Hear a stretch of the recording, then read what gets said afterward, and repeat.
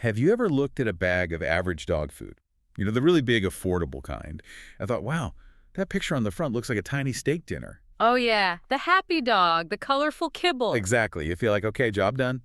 But let's pull back the curtain on that glossy bag, shall we? Our deep dive suggests that the actual ingredients label tells a much darker story. Maybe more like an industrial horror movie. Okay, let's unpack this. Our mission today is pretty simple.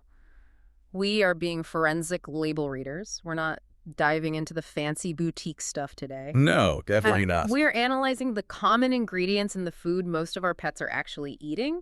And, well, that list often reads less like nutrition and more like, an industrial waste cocktail. That's a good way to put it. Complete with some startling chemicals and, this is crucial, huge amounts of hidden sugar. Right. We're not trying to be vets here. Think of us as detectives, label detectives. We're going to expose the stuff that sounds harmless, maybe even healthy, but its main job is just to be cheap, not nourishing. Exactly. And where do we start? Well, you got to start at the top, right? The first ingredient, the thing that makes up the bulk of the bag. And that bulk material is very often listed as ground whole grain corn. Ground whole grain corn. Yeah. Sounds wholesome, Okay. almost pastoral, like something Yeah. from a kid's farm book. But is that just, regular cornstarch? If it's the main ingredient, how different is it from the sweet corn we eat? Oh, it's massive. The difference is huge. This isn't the corn on the cob you enjoy in summer. No. This is specific, highly starchy dent corn or field corn. Yeah. It's the cheapest stuff available, heavily subsidized, and it's used mostly as feed for livestock. I mean, think about it this way. This is literally what farmers use to efficiently fatten up cattle before the end. Right. So you're essentially paying for the Fast Track to Fat program, but for your dog. Pretty much. It immediately puts the whole bag in perspective, doesn't it? It really does. It's just Yeah. about economy of scale. Buy the cheapest starch you can find. Precisely. And because it's so low quality and, frankly, usually GMO, it often carries traces of the herbicide glyphosate. Which has its own links to health concerns. Exactly. But here's where it gets, really interesting and honestly pretty disturbing. If that cheap, subsidized corn sits around in storage for too long, sometimes over a year, Oh. it can accumulate a deadly substance called aflatoxin. Aflatoxin. Mhm. Wow. That sounds clinical Yeah, and bad. it is bad. It might as well be from a biolab, yeah. Yeah. Aflatoxin is a known carcinogen. It's proven to cause liver cancer in dogs. Liver cancer. And when you're dealing with these massive silos of cheap grain, the risk of this fungal toxin just developing, it's significant. You're not just buying cheap filler, you're potentially introducing a ticking time bomb into your dog's bowl to maybe save a few bucks. It's sobering. And metabolically, you mentioned this corn is basically hidden sugar. We know highly refined starches cause big blood sugar spikes. How bad is the damage here? It's systemic. It's a real problem. And what's fascinating, in a slightly horrifying way, is the labeling loophole, There's always a loophole. right? Dog food manufacturers, unlike human food producers, they are not required to list carbohydrate or total sugar content on the nutritional facts panel. They just get to skip that. Well, that is convenient for them, isn't it? Very.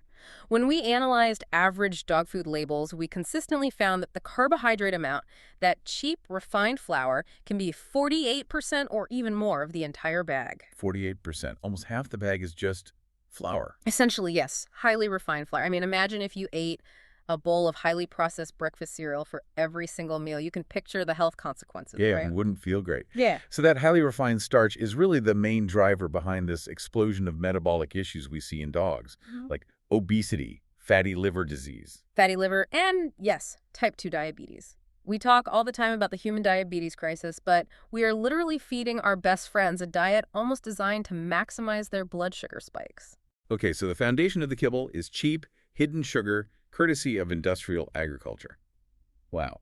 If the carb situation's that bad, what about the protein? How reliable are those claims? Let's move to the next thing you often see listed. Meat and bone meal. Ah, yes. Meat and bone meal. Sounds hearty, doesn't it? Like a nice, slow-cooked bone broth. It does. Sounds nutritious. Unfortunately. We need to talk about quality control, or maybe the lack of source control. This is where we run into something known in the industry as the 4Ds. The 4Ds, let me guess. Delicious, devoured, digestible, and delightful. Huh. I wish. No, it's much grimier. The 4Ds actually explain the source of the animal materials. Oh, wait. Dead, dying, diseased, or disabled animals. Let's go. Yeah. We were talking about literal roadkill, animals rejected from slaughterhouses for being too sick, zoo animals that have died, and yes, unfortunately, even euthanized pets, including other dogs. Wait. Euthanized pets, including dogs. That is genuinely shocking. If they're recycling euthanized animals, doesn't that mean chemical residues? That is absolutely correct. And it raises a very important question. When these animals are euthanized, they are often given the drug pentobarbital. The euthanasia drug. Exactly. And this drug, pentobarbital, has been found in a high percentage of certain types of dog food. It's like a grim chemical echo of where that meat came from. But I thought the process was rendering. Cooking it at really high temperatures. If they cook it that hot to kill germs, why doesn't that destroy the drug residue? And what about the nutrition? Is anything left? That's the critical distinction. The goal of rendering is sterilization, not preserving nutrition. High heat kills pathogens, bacteria, viruses, which is why the product is technically legal to sell. Okay. But it doesn't break down stable chemicals like pentobarbital. And unfortunately, that same intense heat just obliterates almost all the potential nutritional value. Right. It denatures vital amino acids, vitamins, enzymes. Basically, everything good gets wiped out. You're left with a sterilized, extremely low-quality protein structure that still carries the chemical history of its source. So, cheap, sterile, nutritionally bankrupt protein that might contain traces of euthanasia drugs sitting on top of a pile of cheap, refined starch. Yeah. Got it. Okay. Now let's look at the fillers and preservatives holding this lovely concoction together. What about soybean meal? Right, soybean meal. Well, first off, dogs, as carnivores, were never really meant to eat large amounts of soy. It's just not ideal for them. And it's heavily processed, I assume. Highly processed, usually GMO, and it requires some serious industrial intervention to make it even remotely usable in feed.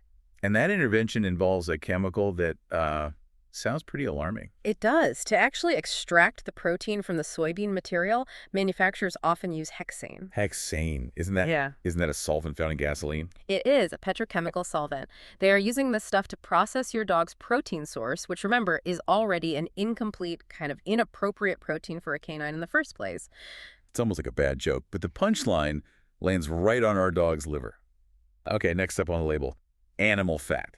That sounds necessary. Fat is important. But there's often this suspicious little note about it being a source of omega-6 fatty acids. What's that about? That omega-6 description, that's a massive red flag. Huge. Legally, dog food companies can take highly oxidized, recycled restaurant grease. You mean like use deep fryer oil? Exactly. Think about the stuff left in the bottom of a commercial fryer after weeks of use. They can collect that, process it minimally, and legally stick it into the food under the label animal fat. Wow. So highly oxidized GMO fats, potentially contaminated with glyphosate from whatever was fried in it. Yeah. These are known to be really damaging at a cellular level, right? Carcinogenic even. Absolutely. Because they're so highly oxidized, they're effectively just recycling waste grease and calling it nutrition. Unbelievable. And to make sure this delightful mix of refined starch, questionable rendered material, and rancid grease lasts on the shelf for like a year or more, they need preservatives. They do. Strong ones. And that's where you see things like BHA or BHT listed. BHA and BHT. Okay, these sound familiar. Yeah. And not in a good way. These are known carcinogens, aren't they? They are classified as such, yes. And here's the kicker. They are banned or heavily restricted for use in human food in many places, including Europe, because of the health risks. Banned in Europe, but perfectly legal to put in our dog's food here in the U.S. Perfectly legal. It's like the main goal is achieving the longest possible shelf life, consequences be damned. It feels like it. And that's honestly just the tip of the iceberg for chemical additives. You also find potential cancer triggers like ethoxyquin that's often used to preserve fish meal but can end up in other ingredients like wheat middlings. Okay. And acrylamide, which isn't added, but it naturally forms when you cook those huge amounts of carbohydrates, that cheap corn, at very high temperatures during processing. Right. The cooking process itself creates another problem. And don't forget the byproduct bonanza, like corn gluten meal, which is confusingly named.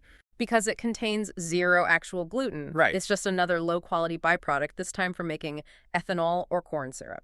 It provides extremely poor absorbing protein. There's a specific type called zyme protein in corn that dogs just don't utilize well. So more cheap, low-value filler. Pretty much. And then maybe the grand finale of industrial waste, Animal digest. Animal digest. That sounds... That's vague. It is. It literally means slaughterhouse waste and leftover stuff not fit for other uses that has been chemically or enzymatically broken down or digested into a sludge. Okay. To create a strong artificial flavor coating, they spray it on the final kibble to make this otherwise bland mix of starch and rendered material smell appealing to the dog. So it's basically a flavor enhancer made from slaughterhouse scraps. Lovely. Okay, after all of that nutritional and chemical horror show, we get to my favorite part, the final absurdity.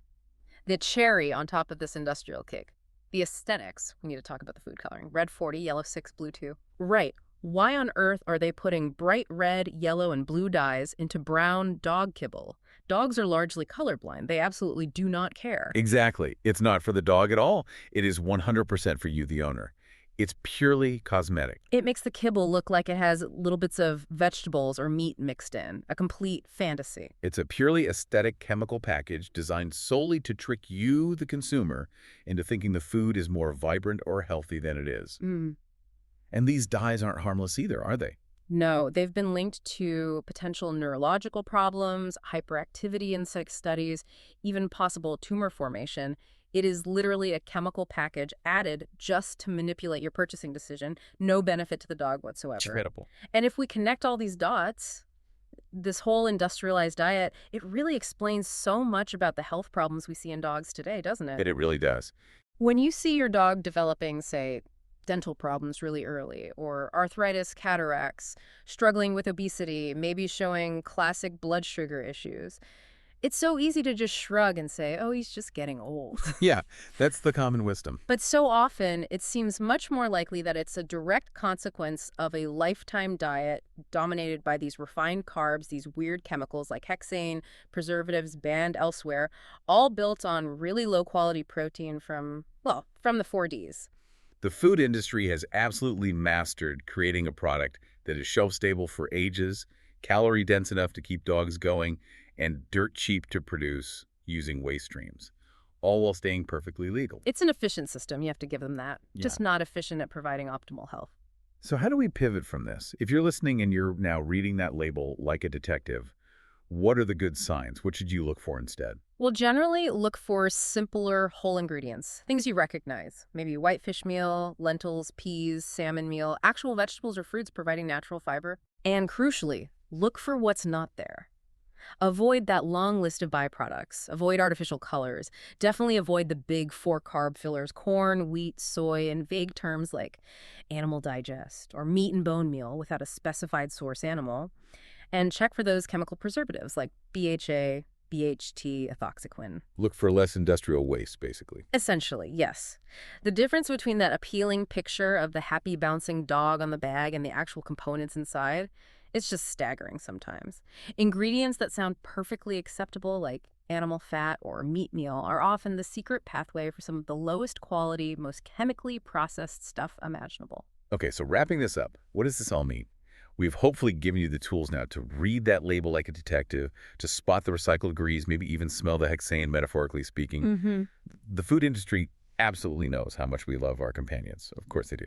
But they've also created this perfectly legal, highly profitable system for basically monetizing waste products. And they mask it brilliantly with high-gloss marketing. It's marketing genius, in a way. It really is. So I guess the final question is, if you wouldn't willingly eat something preserved with a known carcinogen that's banned across the pond, or maybe chow down on something extracted with a gasoline solvent. Probably not. Probably not. Then why are we okay with continuing to buy this stuff, often paying quite a bit for it, for the one companion in our lives who looks at us like we personally hung the moon? That's the real question, isn't it? It really is. Maybe it's time we start choosing the ingredients they actually deserve, not just the ones that maximize corporate profit from cheap corn and industrial leftovers.